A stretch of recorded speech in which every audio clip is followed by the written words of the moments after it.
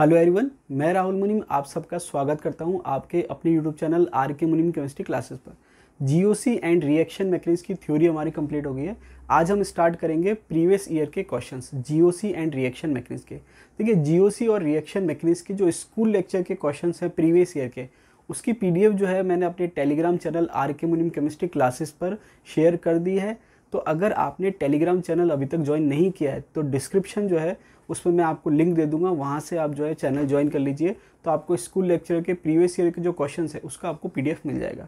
Previous year question solve करने से पहले आप जो है थ्योरी वीडियो जरूर देख लीजिए। तो उसका जो प्लेलिस्ट है जीओसी एंड रिएक्शन मैकेनिक्स की, वो उसका जो लिंक है वो भी मैं आपको डिस्क्रिप्शन में शेयर कर दूंगा। तो चलिए शुरू करते हैं।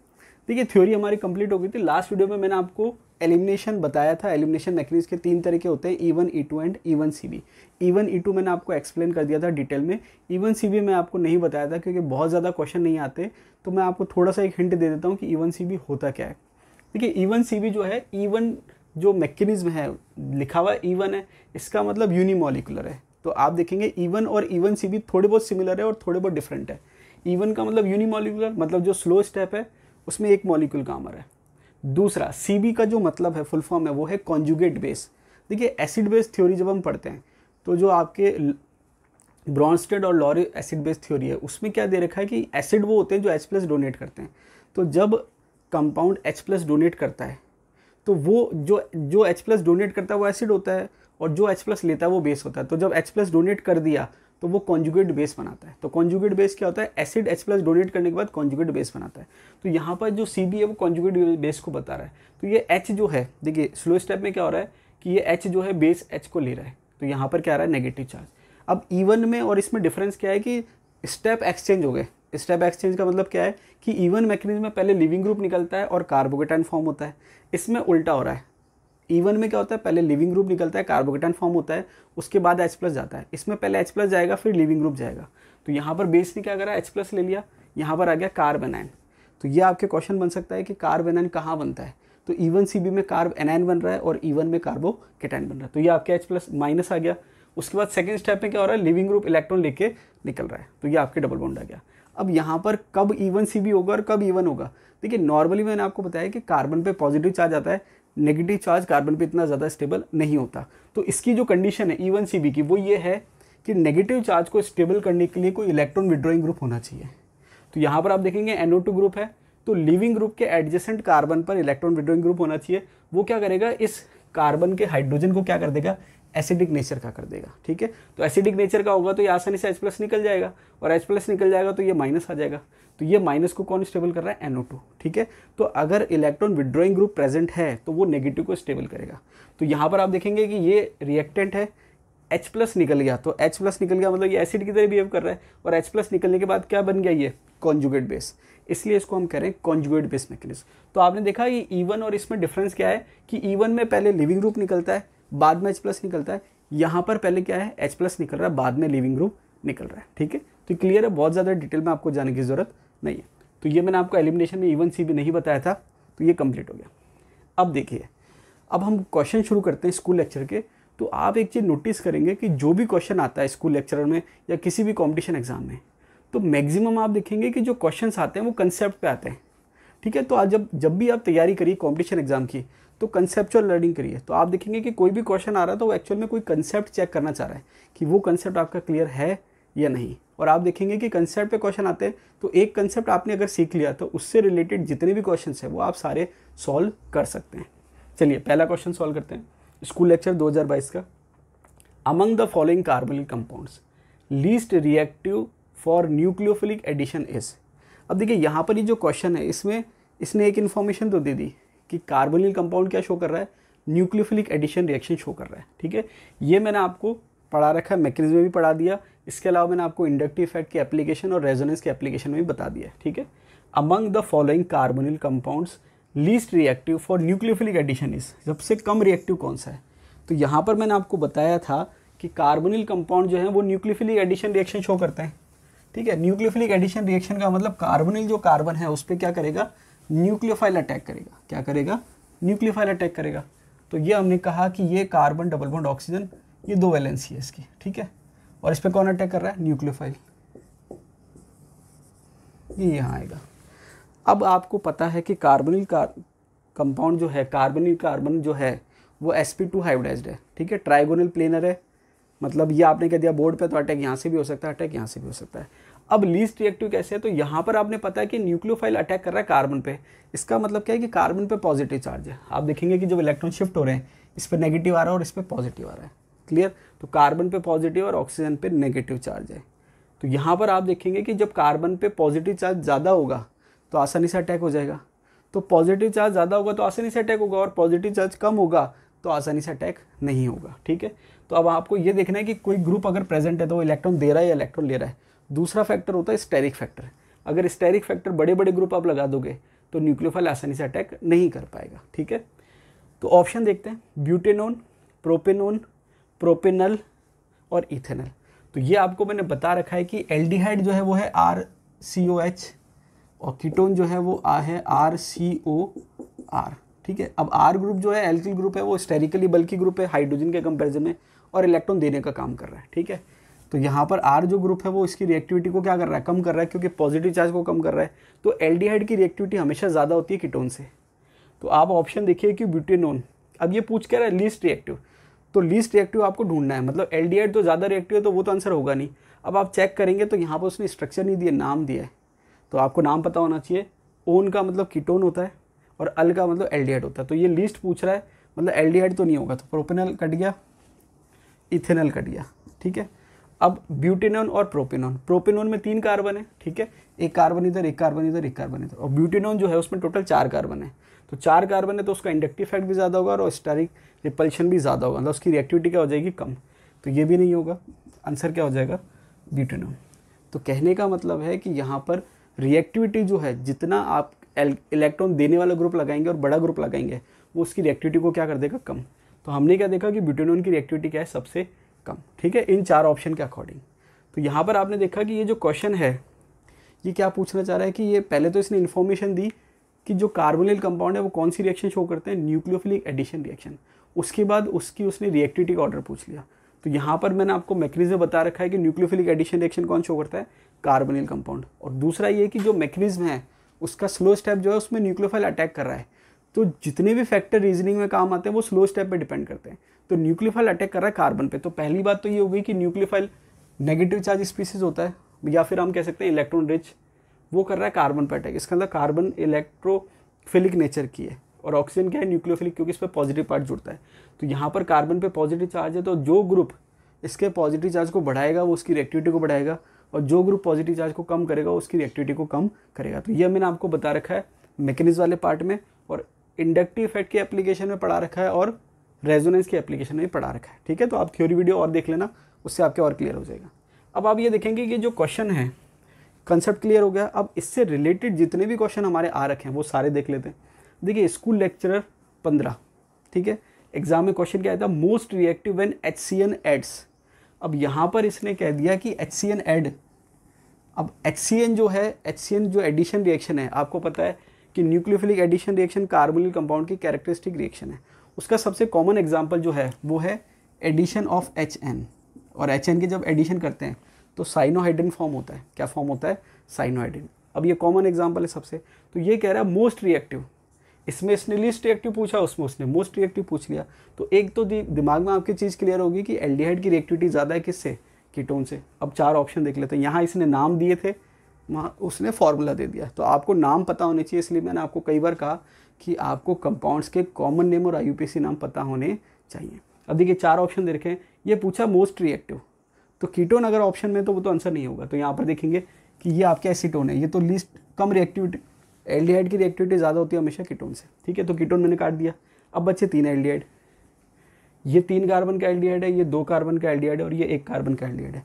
तो 3 वाला तो बिल्कुल नहीं होगा। ये 2, ये आपके प्रोपेनल है, ये इथेनल है, और ये फॉर्मल्डिहाइड है। तो हम देख रहे हैं कि फॉर्मल्डिहाइड की रिएक्टिविटी सबसे ज़्यादा होती है।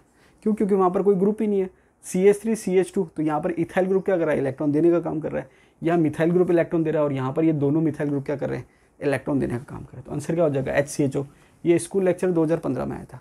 तो आप देखेंगे कि थोड़ा सा क्वेश्चन चेंज हो गया। यहाँ पर इसने सिंपल लिख रखा है न्यूक्लियोफिलिक एडिशन, वहाँ पर उसने एडिशन ऑफ HCN कह दिया, मतलब एक एग्जाम्पल दे दिया इसने यहाँ पर लीस्ट पूछ लिया, उसने वहाँ पर मोस्ट रिएक्टिव पूछ लिया। क्लियर है?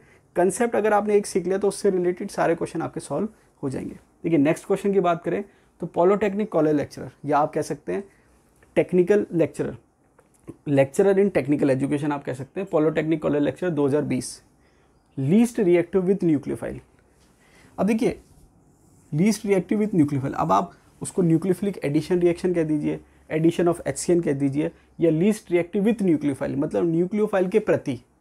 तो न्यूक्लियोफाइल के प्रति मतलब रिएक्शन कौन सी है? Nucleophilic addition. ऑप्शन देख के आपको समझ में आ जाएगा। अब यहाँ पर इसने लीस्ट रिएक्टिव पूछ लिया, मीथेनॉल, प्रोपेनोन, 3 पेंटेनोन और 2 पेंटेनोन। यहाँ पर आप देखेंगे कि थोड़ा सा उसने टिपिकल कर दिया। कैसे? मीथेनॉल, अब आप देखेंगे कि यहाँ पर लीस्ट रिएक्टिव पूछ रहा है तो एल्डिहाइड तो लीस्ट रिएक्टिव होगा नहीं, कीटोन होगा। तो आपने देखा मीथेनॉल एल्डिहाइड है, ये कट गया। अब बचा प्रोपेनोन, 3 पेंटेनोन और 2 पेंटेनोन। प्रोपेनोन में कार्बन की संख्या कम है तो यहाँ पर ये भी नहीं होगा। अब बच गया 3 पेंटेनोन और 2 पेंटेनोन। तो यहाँ पर आप देखेंगे कि दोनों में कार्बन की संख्या कितनी है? 5। तो एक तो हो गया CH3CO, CH2, CH2, CH3, एक तो ये हो गया, ये 2 पेंटेनोन हो गया। और एक हो जाएगा CH3, CH2, C double bond O, CH2 और CH3। तो यहाँ पर आप देखेंगे कि दोनों में क्या है? कार्बन की संख्या बराबर है। इसमें भी 5 कार्बन है और इसमें भी 5 कार्बन है, लेकिन जो एल्काइल ग्रुप में कार्बन का डिस्ट्रीब्यूशन है वो अलग है। कैसे? एक ये और इसमें एक ये, एक ही इसमें आपके ये और इसमें आपके ये, इसको हम मेटामर कह सकते हैं। ठीक है? तो यहाँ पर आप देखेंगे कि एक तरफ 1 कार्बन की ब्रांच है, एक तरफ 3 कार्बन की ब्रांच है, इसमें एक तरफ 2 है और इसमें एक तरफ 2 है। मैंने इसको रेफरेंस मान लिया। तो ये 2 डिस्ट्रीब्यूशन दे रखे हैं। अब देखिए इसका जो आंसर है ये मैं आपको थ्योरी वीडियो में बता चुका हूँ कि इसका आंसर क्या होगा। तो आपको जब मैं थ्योरी पढ़ाता हूँ तो वो एक्चुअली मैं क्वेश्चन सॉल्व करने के बाद पढ़ाता हूँ, ताकि आपको ये ध्यान रहे कि जब हम थ्योरी पढ़ रहे हैं तो क्या चीज़ काम की है और क्या चीज़ काम की नहीं है। तो देखिए यहाँ पर इसने टिपिकल कर दिया ऑप्शन को। क्यों? क्योंकि बिल्कुल क्लोज ऑप्शन दे दिया जिसमें कार्बन की संख्या क्या है? बराबर है। अब क्योंकि मैं आपको ये थ्योरी में पढ़ा चुका हूँ तो आप मुझे कमेंट बॉक्स में कमेंट करके बताइए कि इसका आंसर क्या होगा? 3 पेंटेनोन होगा या 2 पेंटेनोन होगा? ठीक है? तो आप मुझे कमेंट बॉक्स में कमेंट करिए कि इसका आंसर क्या होगा, 3 पेंटेनोन या 2 पेंटेनोन। क्योंकि देखिए ये तो दोनों नहीं होंगे क्योंकि इसकी रिएक्टिविटी ज़्यादा है, इसमें कार्बन कम है तो इसकी रिएक्टिविटी भी ज़्यादा होगी। इन दोनों में से आंसर है। तो क्योंकि मैं आपको थ्योरी में बता चुका हूँ तो आप मुझे थ्योरी में देख के कमेंट करिए कि इसका आंसर क्या होगा। चलिए नेक्स्ट क्वेश्चन की बात करते हैं, फॉर्मेशन ऑफ साइनोहाइड्रिन। अब जैसे मैंने आपको बता दिया कि न्यूक्लियोफिलिक जब आप एडिशन करा रहे हैं कार्बोनिल कंपाउंड में HCN का, तो जो प्रोडक्ट बनता है वो साइनोहाइड्रिन कहलाता है। ठीक है? तो नाम से क्या है, लैंग्वेज चेंज हो रही है, कंसेप्ट लगभग एक जैसे चल रहे हैं। Formation of cyanohydrin from ketone is an example of, ये है कॉलेज लेक्चर 14 का क्वेश्चन। अब देखिए सिंपल सा सीधा सीधा दे रखा है कि मैंने आपसे क्या कहा था कि वो कई बार क्या करता है, रिएक्शन दे देता है और फिर पूछता है ये कौन सी रिएक्शन है। Formation of cyanohydrin from ketone is an example of, किसका एग्जांपल है? Nucleophilic addition reaction. 4 तरह के ऑप्शन हो जाएंगे आपको मैक्रीज वाइज, तो वहाँ पर आंसर क्या हो जाएगा? Nucleophilic addition reaction. देखिए बिल्कुल सिंपल क्वेश्चन है। नेक्स्ट क्वेश्चन कॉलेज लेक्चर 20 में पूछ रखा है, most reactive for addition reaction. अब देखिए आपने देखा कि इस तरीके के क्वेश्चन काफ़ी सारे पूछ रखे हैं, कभी लीस्ट रिएक्टिव पूछ रखा है तो कभी मोस्ट रिएक्टिव पूछ रखा है। अब ऑप्शन देख लेते हैं, most reactive for addition reaction. अब सबसे पहले आपको देखना मोस्ट रिएक्टिव, तो एल्डिहाइड और कीटोन को अलग कर लीजिए। एल्डिहाइड की रिएक्टिविटी ज़्यादा है, कीटोन की कम है। ये कीटोन है, इसको हटा लेते हैं। मोस्ट में एल्डिहाइड आंसर होगा, लीस्ट में कीटोन आंसर होगा। ठीक है? मोस्ट पूछ रहा है तो कीटोन के ऑप्शन काट देते हैं, एक कीटोन था, अब बच गया एल्डिहाइड। अब एल्डिहाइड में मैंने आपको बता रखा है कि एलिफेटिक एल्डिहाइड की रिएक्टिविटी ज़्यादा होती है कंपेयर टू एरोमेटिक एल्डिहाइड। क्यों? क्योंकि एरोमेटिक एल्डिहाइड में वो रेजोनेंस से इलेक्ट्रॉन दे रहा है, तो ज़्यादा इलेक्ट्रॉन दे रहा है तो कार्बन पे जो पॉजिटिव चार्ज है उसको ज़्यादा कम कर रहा है। तो अगर यहाँ पर जो ग्रुप है वो रेजोनेंस से इलेक्ट्रॉन दे रहा है तो इसके पॉजिटिव चार्ज को क्या कर रहा है? बहुत ज़्यादा कम कर रहा है, तो उसकी रिएक्टिविटी को क्या कर रहा है? कम कर रहा है। लेकिन कीटोन से क्या है? ज़्यादा ही रहते हैं। तो यहाँ पर मैंने क्या करा, पहले कीटोन के ऑप्शन काट दिए, फिर एरोमेटिक एल्डिहाइड काट दिया। ठीक है? अब जो 2 ऑप्शन बचे, एक है CH3 CH2 CHO। ठीक है? CH3 CH2 CHO, और जो चौथा ऑप्शन है वो है CH2Cl CHO, CH2Cl CHO। तो यहाँ पर आप देखेंगे कि ये 2 कार्बन की एल्किल है, सिंपल एल्किल है तो ये प्लस आई लगा रही है, और ये 1 कार्बन की एल्किल है लेकिन यहाँ पर क्लोरीन है साथ में तो ये माइनस आई लगा रही है। तो ये इलेक्ट्रॉन लेने का काम कर रहा है और ये इलेक्ट्रॉन देने का काम कर रहा है। दूसरा, यहाँ 2 कार्बन है तो स्टेरिक फैक्टर भी है, तो रिएक्टिविटी किसकी ज़्यादा होगी, इसकी। अगर यहाँ पर 2 कार्बन भी लग जाते तो भी आंसर यही होता क्योंकि क्लोरीन साथ में। क्लियर है, तो मोस्ट रिएक्टिव में यहाँ पर आंसर क्या हो जाएगा, ये। तो आप देखेंगे लगभग मिलते जुलते सारे एक ही कंसेप्ट पे क्वेश्चन चल रहे हैं। इसके बाद नेक्स्ट क्वेश्चन की अगर हम बात करें तो ये सेकंड ग्रेड 2008 की वैकेंसी में आया था। Which of the following is nucleophilic addition reaction. उसने क्या करा, 4 अलग अलग तरह की रिएक्शन दे दी, फिर कह रहा है कि न्यूक्लियोफिलिक एडिशन रिएक्शन इनमें से कौन सी है। तो देखिए जब आप 4 ऑप्शन देखेंगे, 4 ऑप्शन मैंने यहाँ नहीं लिखे क्योंकि जब आप ये रिएक्शन देखते हैं CH3CHO plus HCN give CH3CHCN और OH, तो यहाँ पर आपको साफ साफ दिख रहा है कि ये कार्बोनिल कंपाउंड है, उसमें आप HCN ऐड कर रहे हो और क्या बन रहा है, साइनोआइडिन। तो यहाँ पर क्या हुआ, which of the following is nucleophilic addition reaction. तो देखिए यहाँ पर आप इसको ऐसे समझ लीजिए कि लैंग्वेज चेंज कर दी। जैसे अभी हम देखें क्वेश्चन यहाँ पर ये था, formation of cyanohydrin from ketone is an example of. यहाँ इसने लैंग्वेज में रिएक्शन दे दी कि भाई साइनोआइडिन का फॉर्मेशन हो रहा है, कौन सी रिएक्शन है, तो आंसर था न्यूक्लियोफिलिक एडिशन रिएक्शन। अब यहाँ पर इसने क्या करा, खुद ने दे दिया कि न्यूक्लियोफिलिक एडिशन रिएक्शन है और 4 रिएक्शन में से पूछ रहा है कौन सी है, तो ये आपके क्या हो जाएगा आंसर। तो लैंग्वेज चेंज कर दी, कंसेप्ट वही है। इसके बाद नेक्स्ट क्वेश्चन अगर हम बात करें, सेकंड ग्रेड 2016 में आ रखा है, कीटोन दे रखा है प्लस HCN और बाकायदा मैकेनिज्म वाइज, मतलब पहले स्लो स्टेप फिर फास्ट स्टेप और ये प्रोडक्ट बना रखा है। मैकेनिज्म दे रखा है, मैंने पूरा मैकेनिज्म नहीं लिखा। फिर ये पूछ रहा है कि कौन सी रिएक्शन है। तो यहाँ पर आपने देखा कि पहले तो इसने क्या करा, नाम दे दिया कि भाई ये आपके रिएक्शन में साइनोआइडिन बन रहा है, कौन सी रिएक्शन है, न्यूक्लियोफिलिक एडिशन रिएक्शन। उसके बाद दूसरे में इसने पूछा कि न्यूक्लियोफिलिक एडिशन रिएक्शन कौन सी है, ठीक है, तो 4 में से ये आंसर हो गया। अब इसने वापस से क्या करा, ये रिएक्शन दे दी। वहाँ उसने लैंग्वेज दी थी कि साइनोआइडिन फॉर्म हो रहा है, इसने यहाँ पर पूरा मैकेनिज्म दे दिया। फिर पूछ रहा है कौन सी रिएक्शन है, तो आंसर क्या हो जाएगा, न्यूक्लियोफिलिक एडिशन रिएक्शन। तो ये सारे के सारे जो रिएक्शंस हैं, या तो वो रिएक्शन पे पूछ रहा है कि कौन सी रिएक्शन है, न्यूक्लियोफिलिक एडिशन रिएक्शन पूछ रहा है रिएक्शन दे के, या नाम दे के रिएक्शन पूछ रहा है, या फिर वो उसकी रीजनिंग पूछ रहा है। तो ये सारे मिलते जुलते क्वेश्चन हैं। इसके बाद एक क्वेश्चन और है। अब देखिए जब मैंने आपको जो PDF शेयर करी उसमें मैंने ये वाला क्वेश्चन आपको नहीं दिया स्कूल लेक्चर। देखिए PDF में केवल स्कूल लेक्चर के क्वेश्चन हैं, बाकी मैं आपको यहाँ करवा रहा हूँ। ये वाला जो क्वेश्चन मैंने नहीं लिया है क्योंकि ये डिलीट कर दिया RPSC ने, तो PDF में आपको ये वाला क्वेश्चन नहीं मिलेगा स्कूल लेक्चर के क्वेश्चन में। ये क्वेश्चन भी स्कूल लेक्चर का है 2022 का। क्वेश्चन क्या कह रहा है, आइडेंटिफाई द इनकरेक्ट स्टेटमेंट। हमेशा इसको चेक कर लीजिए कि वो पूछ क्या रहा है, सही पूछ रहा है या गलत पूछ रहा है। Identify the incorrect statement about. अब देखिए यहाँ टाइपिंग एरर भी कर दी। इंग्लिश में जो लिखा हुआ है वो लिखा हुआ है कार्बोक्सिल ग्रुप, और हिंदी में अगर आप क्वेश्चन पढ़ेंगे तो कार्बोनिल ग्रुप है। तो टाइपिंग एरर भी है यहाँ पर, तो फिर भी हम इसको समझ जाते हैं कि भाई भावनाओं को समझते हुए ये हम मान लेते हैं कि क्या है कि कार्बोनिल ग्रुप के बारे में वो पूछ रहा है कि इनकरेक्ट स्टेटमेंट कौन सा है। तो हम चारों स्टेटमेंट पढ़ते हैं। ये क्वेश्चन RPSC ने डिलीट कर दिया है। अब जब आप 4 क्वेश्चन पढ़ेंगे, चारों ऑप्शन पढ़ेंगे, कार्बोनिल ग्रुप इज कार्बन कह रहा चाहिए, carbonyl group is electrophilic, carbonyl group is electrophilic, ये ऑप्शन दे रखा है पहला। दूसरा दे रखा है high polarity of carbonyl group is due to resonance. तीसरा दे रखा है कार्बोनिल ऑक्सीजन इज इलेक्ट्रोफिलिक, और चौथा दे रखा है carbonyl carbon and 3 atoms attach to it are in same plane. अब देखिए यहाँ पर कई बार क्या होता है, जब 4 ऑप्शन आते हैं तो कई बार तो ऑप्शन बिल्कुल ही आपको इजी लगेंगे तो कोई प्रॉब्लम ही नहीं है। लेकिन अगर आपको टिपिकल लगे, जैसे मान लीजिए मुझे कुछ स्टेटमेंट तो डायरेक्ट क्लिक हो गए कि ये सही हो सकता है गलत हो सकता है, कुछ में थोड़ा सोचना पड़ता है। तो यहाँ पर आप जैसे मान लीजिए चौथे ऑप्शन की बात करें, ये कह रहा है कार्बोनिल कार्बन और उससे जो 3 ग्रुप जुड़ रहे हैं वो एक ही प्लेन में है, तो इसमें कोई डाउट नहीं है क्योंकि sp2 हाइब्रिडाइजेशन है। तो ये स्टेटमेंट तो सही हो गया, ठीक है। अब आप देखेंगे, मैंने आपको इतनी बार रिपीट कर दी एक बात कि कार्बोनिल कार्बन जो है ये न्यूक्लियोफाइल अटैक करता है कार्बन पे, ठीक है, ये इलेक्ट्रॉन यहाँ। तो कार्बन जो है उसकी खुद की नेचर क्या है, इलेक्ट्रोफिलिक है, या हम कहें कि जो पूरा ग्रुप है उसकी नेचर क्या है, इलेक्ट्रोफिलिक। तो यहाँ पर ये कह रहा है कार्बोनिल ग्रुप इज इलेक्ट्रोफिलिक। भाई इसकी खुद की नेचर इलेक्ट्रोफिलिक है तभी तो न्यूक्लियोफाइल इस पर अटैक कर रहा है, ठीक है। इसकी खुद की नेचर इलेक्ट्रोफिलिक है इसलिए इस पर न्यूक्लियोफाइल अटैक कर रहा है। ये मैंने आपको इलेक्ट्रोफाइल न्यूक्लियोफाइल वाले में भी बताया था और कई बार इसको रिपीट कर दिया। न्यूक्लियोफिलिक नेचर पे न्यूक्लियोफाइल अटैक नहीं करता, ठीक है।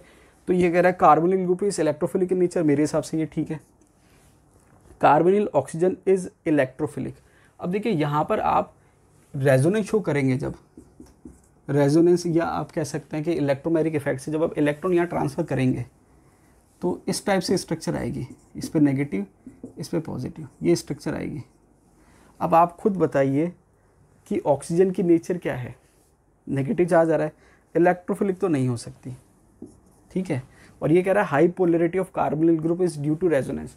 तो यहाँ पर आप इस स्टेटमेंट को सही कह सकते हैं, ठीक है, इस स्टेटमेंट को आप सही कह सकते हैं। लेकिन यहाँ पर एक चीज़ और भी है कि रेजोनेंस की जगह आप इसमें इलेक्ट्रोमेरिक इफेक्ट भी कह सकते हैं। क्यों? क्योंकि नॉर्मली क्या होता है, जब रिएजेंट प्रेजेंट होता है तब ये जो बॉन्ड है ये यहाँ शिफ्ट होता है। अगर कॉन्जुगेशन प्रेजेंट है तो इजी गोइंग शो कर लेगा। तो कहने का मतलब क्या हुआ कि ये स्टेटमेंट जो है थोड़ा बहुत हम इसमें कह सकते हैं कि हाँ पोलैरिटी है, रेजोनेंस शो कर सकता है, लेकिन कंडीशन जो है कॉन्जुगेशन होना चाहिए, या फिर आप कह सकते हैं रिएजेंट के प्रेजेंस में आसानी से ये ट्रांसफर कर सकता है। तो मैंने क्या कहा कि ये दो स्टेटमेंट तो 100% सही है, ये 100% गलत है। इसको मैं एक बार को 50-50 में छोड़ देता हूँ, ठीक है। मैंने आपको बता दिया कि क्यों मैं ऐसा कह रहा हूँ कि यहाँ पर रेजोनेंस भी हम कह सकते हैं या इलेक्ट्रोमेरिक इफेक्ट भी कह सकते हैं। रेजोनेंस परमानेंट होता है, इलेक्ट्रोमेरिक इफेक्ट क्या होता है, जब रिएजेंट प्रेजेंट है तब होता है। तो यहाँ पर हमने क्या देखा कि अगर आपको एक ऑप्शन टिक करना हो कि कौन सा स्टेटमेंट गलत है, तो ये तो 100% गलत है, तो हमको ये ऑप्शन टिक करना है।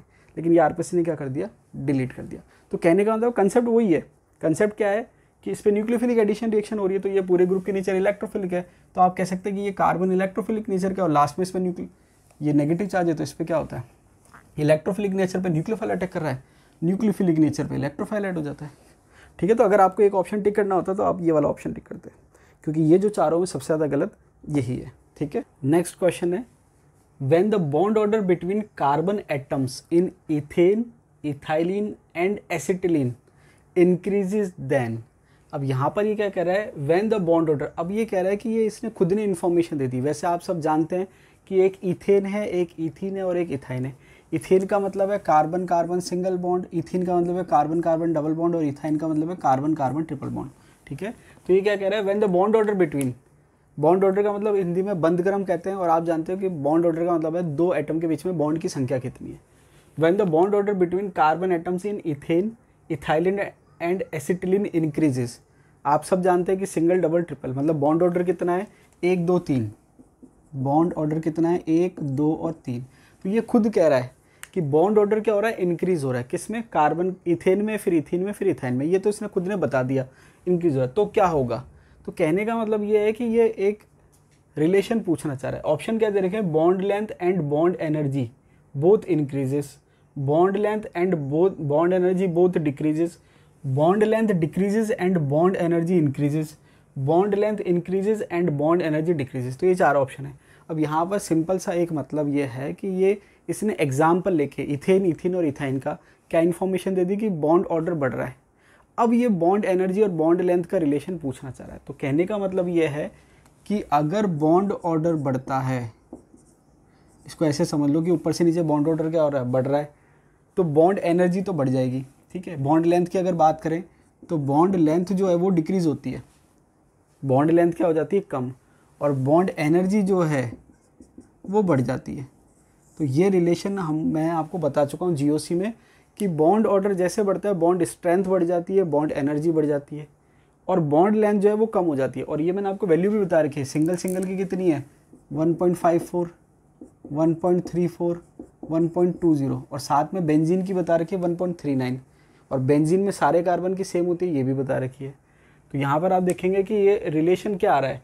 अब आपको क्या देखना है कि बॉन्ड लेंथ क्या होनी चाहिए, कम होनी चाहिए, और बॉन्ड एनर्जी बढ़नी चाहिए, मतलब दोनों सेम तो नहीं होंगे। तो ये दोनों ऑप्शन कट गए, दोनों क्या है, दोनों इंक्रीज हो रहे हैं, दोनों डिक्रीज हो रहे हैं, ये दो ऑप्शन कट गए। अब ये क्या कर रहा है, bond length decreases and bond energy increases, ये सही है, ठीक है। तो सिंपल सा कंसेप्ट जानना चाह रहा है कि बॉन्ड ऑर्डर में, बॉन्ड लेंथ में और बॉन्ड एनर्जी में क्या रिलेशन है। एग्जाम्पल से पूछ लिया इसने, ये इसका आंसर हो जाएगा। नेक्स्ट क्वेश्चन की अगर हम बात करें इसी से रिलेटेड या इसी कंसेप्ट से रिलेटेड, स्कूल लेक्चरर 2011, ठीक है।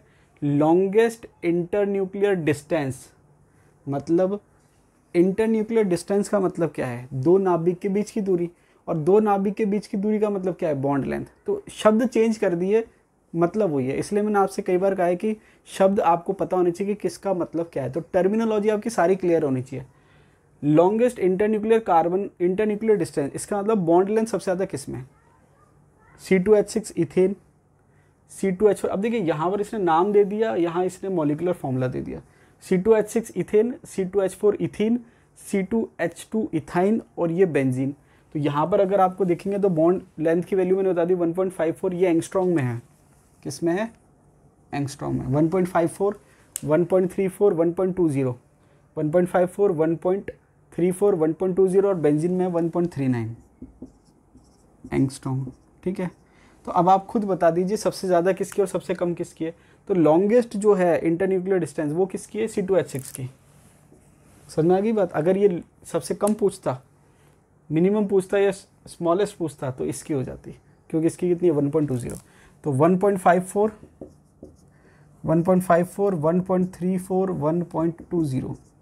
अब यहाँ पर जो है राजस्थान यूनिवर्सिटी के एंट्रेंस एग्जाम होता है, उसमें भी कई अच्छे अच्छे क्वेश्चन आते हैं। वो कैसे पूछता है कि बेंजीन की बॉन्ड लेंथ है। अब वो डेटा नहीं पूछता, वो क्या कहता है इससे ज़्यादा है, इससे कम है, इससे कम है, इससे ज़्यादा है, इस टाइप से ऑप्शन बनाता है।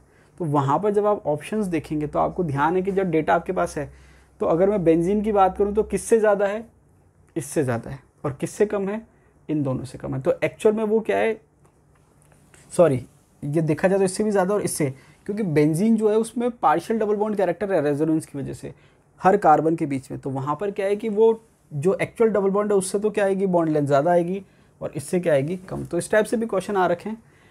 नेक्स्ट क्वेश्चन की बात करें तो देखिए, ये जो मैंने आपको कई बार बताया कि बेंजीन के बीच में कार्बन कार्बन बॉन्ड लेंथ जो है वो डेटा इंपॉर्टेंट है। क्यों? क्योंकि आप देखेंगे RS 2009, college chemist 14, technical assistant 14। ठीक है, तो यहाँ पर ये तीनों एग्जाम में क्वेश्चन पूछ रखा है कि कार्बन कार्बन की बॉन्ड लेंथ क्या होगी।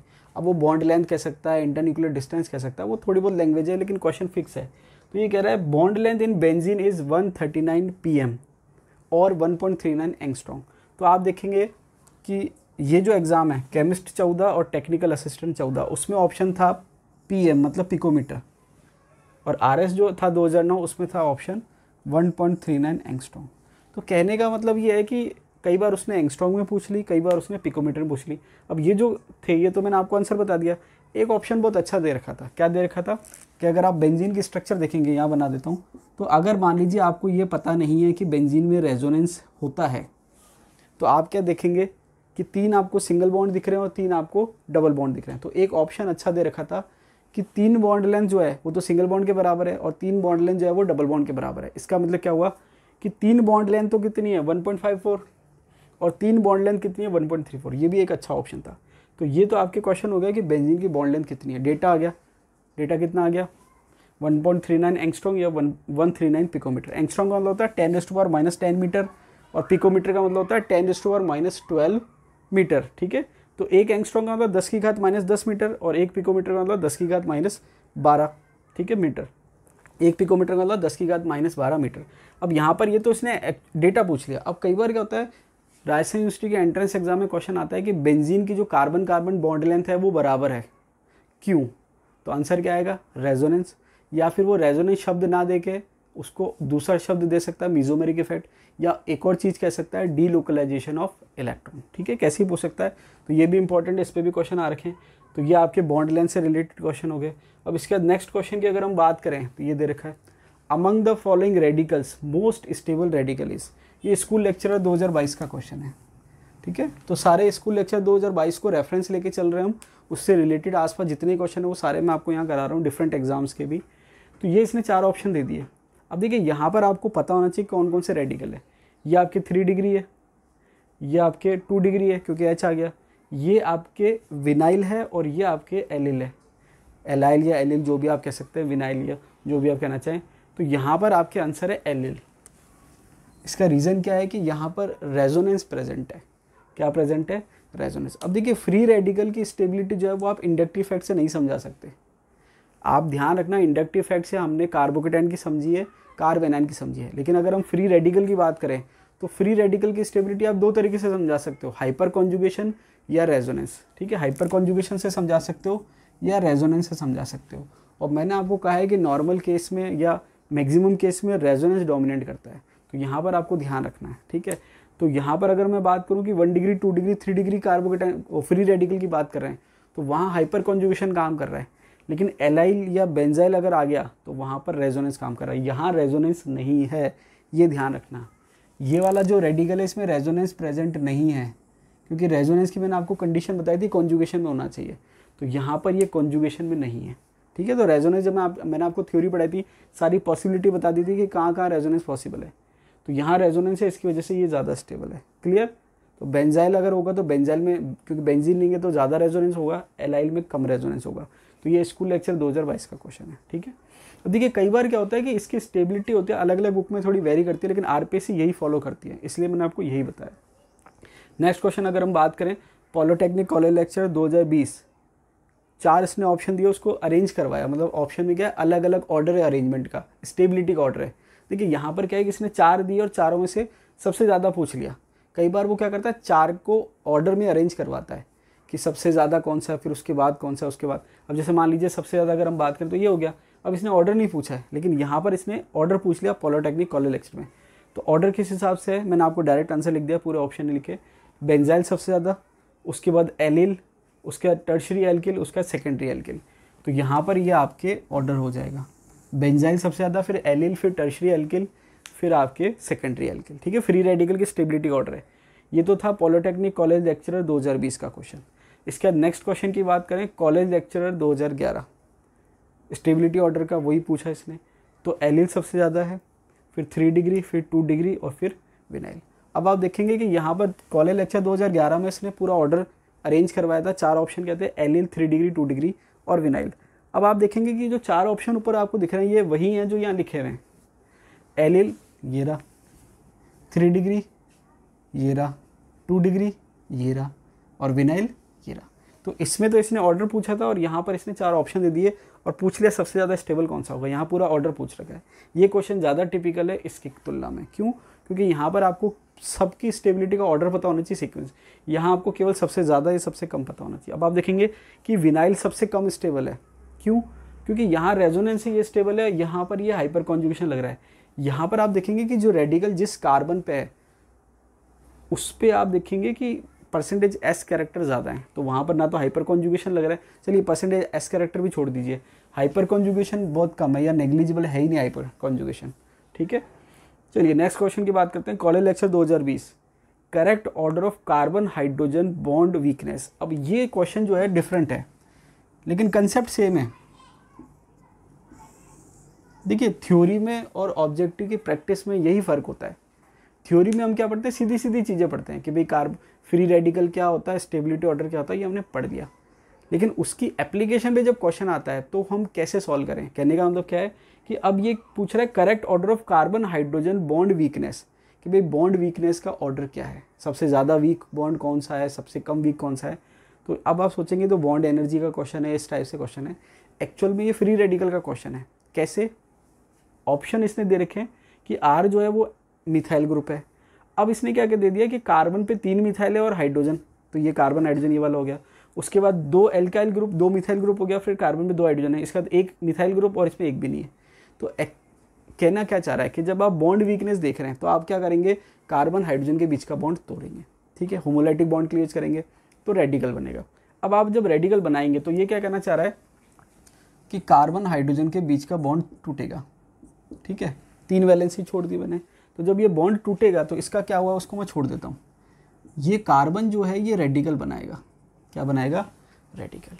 अब इसको आप ऐसे समझ लीजिए कि जो रेडिकल ज़्यादा स्टेबल है वो आसानी से बन जाएगा। क्या बन जाएगा? आसानी से बन जाएगा। समझ में आई बात? तो आसानी से बन जाएगा मतलब कम एनर्जी देनी पड़ेगी बॉन्ड तोड़ने के लिए, तो उसकी बॉन्ड वीकनेस क्या है? ज़्यादा है। अब आप यहाँ पर आप देखेंगे तो डायरेक्ट मैंने आंसर लिख रखा है, ये बनाएगा 3 डिग्री रेडिकल, ठीक है, ये बनाएगा 2 डिग्री रेडिकल, फिर ये 1 डिग्री रेडिकल और वो हो जाएगा सिंपल मिथाइल रेडिकल। तो कहने का मतलब ये है कि जब आप बॉन्ड तोड़ने की बात कर रहे हैं, ठीक है, यहाँ पर अगर वो बात करें बेसिसिटी की, ठीक है, H+ निकालने की या H- निकालने की, तो वो आयनिक बॉन्ड क्लीवेज की बात कर रहा है, ठीक है, वो कार्बोकेटाइन कार्बन एनायन की स्टेबिलिटी है। यहाँ सिंपल दे रखा है बॉन्ड वीकनेस, मतलब ये फ्री रेडिकल की बात कर रहा है। तो जो रेडिकल ज़्यादा स्टेबल होता है वो आसानी से बनता है। आसानी से बनने का मतलब ये है कि उसकी बॉन्ड एनर्जी कम है, ठीक है। तो आप पूछ क्या रहा है, correct order of carbon hydrogen bond weakness, कौन सा बॉन्ड ज़्यादा वीक है और कौन सा कम वीक है। तो ये 3 डिग्री रेडिकल बनाएगा, ज़्यादा स्टेबल है, मतलब आसानी से बन जाएगा, मतलब बॉन्ड एनर्जी सबसे, मतलब बॉन्ड एनर्जी जो है सबसे कम है, बॉन्ड वीकनेस सबसे ज़्यादा है, ठीक है। ये बॉन्ड वीकनेस का ऑर्डर है, बॉन्ड एनर्जी का ऑर्डर उल्टा हो जाता, ठीक है। तो कहने का मतलब है 3 डिग्री रेडिकल ज़्यादा स्टेबल है, तो रेडिकल ज़्यादा स्टेबल होगा मतलब आसानी से बनेगा, आसानी से बनेगा मतलब बॉन्ड एनर्जी कम है, मतलब बॉन्ड ज़्यादा वीक है। तो ये बॉन्ड वीकनेस का ऑर्डर है, बॉन्ड एनर्जी का ऑर्डर जस्ट अपोजिट हो जाता। ठीक है, ये कॉलेज लेक्चर 2020 का क्वेश्चन है। अब देखिए बहुत घुमा फिरा के क्वेश्चन पूछा है। कहने का मतलब क्या है कि हमको कंसेप्ट लर्निंग करनी है। क्यों? क्योंकि कंसेप्ट लर्निंग का मतलब ये कि जो कंसेप्ट हम सीख रहे हैं उसको अप्लाई कैसे करें, और वो अप्लाई करना कैसे होता है, देखिए ये प्रैक्टिस से आता है। तो ये क्या है कि अगर हम केवल थ्योरी पढ़ेंगे और ये क्वेश्चन एकदम से आ जाएगा तो हम सॉल्व नहीं कर पाएंगे। ठीक है, नेक्स्ट क्वेश्चन की अगर हम बात करें, ACF जो है 2011 में पूछा था, रीज़न फॉर रिलेटिव स्टेबिलिटी। अब देखिए फ्री रेडिकल दे रखे हैं इसने, कौन कौन से दे दिए, tertiary alkyl, secondary alkyl, primary alkyl और मिथाइल। ये इसने खुद ने ऑर्डर दे दिया स्टेबिलिटी का। ठीक है, एल्काइल जो है ये फ्री रेडिकल की स्टेबिलिटी का इसने ऑर्डर दे दिया। टर्शरी सबसे ज़्यादा, फिर 3 डिग्री, फिर 3 डिग्री, 2 डिग्री, 1 डिग्री और मिथाइल। ये फ्री रेडिकल की स्टेबिलिटी ऑर्डर उसने खुद ने दे दिया। अब वो पूछ रहा है रीज़न क्या होगा। तो मैंने क्या पूछा कि दो तरीके से क्वेश्चन आता है, या तो वो खुद ऑर्डर पूछता है कि कौन सा ज़्यादा स्टेबल है, या तो पूछेगा सबसे ज़्यादा कौन सा स्टेबल है, सबसे कम कौन सा स्टेबल है, या ऑर्डर बता दो। या उसने खुद ने दे दिया ऑर्डर ये है, अब वो पूछ रहा है रीज़न क्या है। ठीक है, अब इसके रीज़न के ऑप्शन क्या है, resonance, mesomeric effect, hyper conjugation और इंडक्टिव इफेक्ट। अब इसका आंसर मैं आपको नहीं बताऊंगा, इसका आंसर आप मुझे कमेंट बॉक्स में कमेंट करके बताइए कि इसका आंसर क्या होगा। कि अगर उसने tertiary alkyl, secondary alkyl, primary alkyl और मिथाइल रेडिकल की स्टेबिलिटी का ऑर्डर दे रखा है, ये ऑर्डर उसने दे रखा है, अब पूछ रहा है इसका रीज़न क्या होगा, इसको आप कैसे एक्सप्लेन करेंगे स्टेबिलिटी ऑर्डर। तो ये 4 ऑप्शन है, अब इन 4 ऑप्शन में से आंसर क्या होगा ये आप मुझे कमेंट बॉक्स में कमेंट करके बताइए। ठीक है, मैं आपको समझा चुका हूँ। नेक्स्ट क्वेश्चन जो है यहाँ पर आ जाते हैं एक बार, ACF 18। ठीक है, मोस्ट स्टेबल फ्री रेडिकल। ये इसने 4 ऑप्शन दे दिए कि भाई ये 4 ऑप्शन है, इसमें मोस्ट स्टेबल कौन सा होगा। तो देखिए यहाँ पर जब फ्री रेडिकल की स्टेबिलिटी की बात आती है तो देखिए कई बार तो क्या होता है कि हम सीधे रट लेते हैं। ठीक है, रीज़न क्या है वो हमें पता नहीं है तो कोई प्रॉब्लम नहीं है। जैसे हमने याद कर लिया कि 3 डिग्री, 2 डिग्री, 1 डिग्री, तो ये इसने डायरेक्ट हमने याद कर लिया कि भाई फ्री रेडिकल की स्टेबिलिटी का ऑर्डर क्या है, 3 डिग्री सबसे ज़्यादा, फिर 2 डिग्री, फिर 1 डिग्री, तो कोई प्रॉब्लम ही नहीं है। तो अगर इस टाइप से ऑप्शन पूछ रहे हैं तो कोई प्रॉब्लम नहीं। जैसे यहाँ उसने खुद ने दे दिया 3 डिग्री, फिर 2 डिग्री, फिर 1 डिग्री, फिर CSC रेडिकल। अब यहाँ पर क्या है कि जब इसने ऑप्शन दिए हैं तो आप देखेंगे ये भी 2 डिग्री है, ये भी 2 डिग्री है, ये भी 2 डिग्री है और ये भी 2 डिग्री है, सभी 2 डिग्री हैं। वहाँ कैसे सॉल्व करें, तो जो हमारा जो रटा हुआ था 3 डिग्री, 2 डिग्री, 1 डिग्री, वो यहाँ काम नहीं करेगा।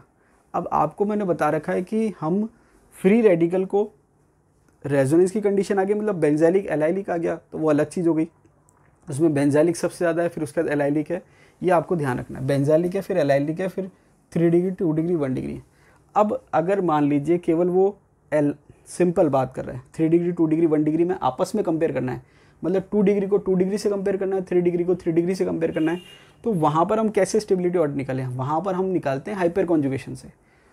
तो हाइपर कॉन्जुगेशन वाले वीडियो में मैंने आपको बता रखा है कि फ्री रेडिकल की स्टेबिलिटी कैसे निकालते हैं या एल्किन की स्टेबिलिटी कैसे निकालते हैं।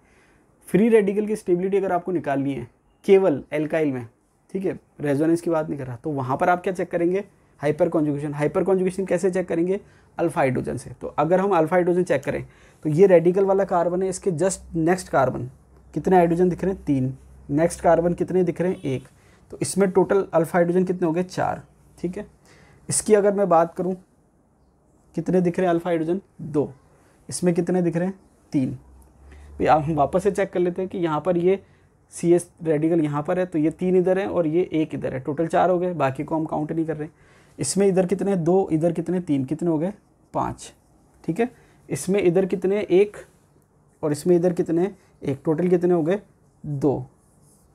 अगर मैं बात करूँ इसकी तो इसमें इधर कितने, 1 और इधर कितने, 2, तो 2 और 1 कितने हो गए, 3। तो यहाँ पर मैंने क्या करा, अल्फा हाइड्रोजन निकाल लिया। तो अब वो स्टेबिलिटी पूछ रहा है, तो जिसमें अल्फा हाइड्रोजन की संख्या ज़्यादा होगी उसकी स्टेबिलिटी ज़्यादा होगी, और जिसमें अल्फा हाइड्रोजन की संख्या कम होगी उसमें स्टेबिलिटी क्या होगी, कम। अब देखिए वो क्या पूछ रहा है, मोस्ट स्टेबल, तो सबसे ज़्यादा अल्फा हाइड्रोजन किसमें है, 4, 2, 3 और 5, सबसे ज़्यादा इसमें, मतलब आंसर क्या होगा ये।